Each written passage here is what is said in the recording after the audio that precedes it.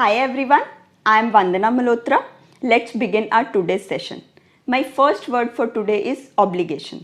Obligation का मतलब होता है ड्यूटी या फिर कर्तव्य और इसका सेंटेंस क्या बन सकता है?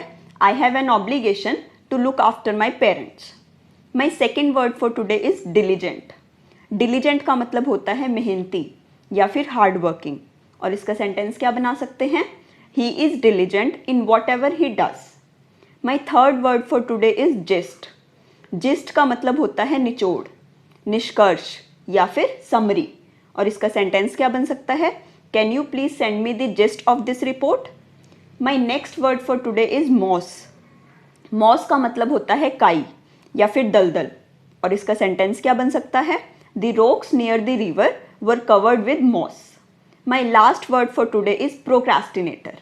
Procrastinator का मतलब होता है एक ऐसा पर्सन जो टाल मटोल करे या एंड मोमेंट पे काम करे, उसको हम बोलते हैं procrastinator.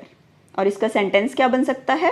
His project is still incomplete because he is a big procrastinator. ये थे हमारे आज के बहुत ज़्यादा यूज़ होने वाले words. In the coming series हम ऐसे ही यूजफुल वर्ड्स डिस्कस करेंगे.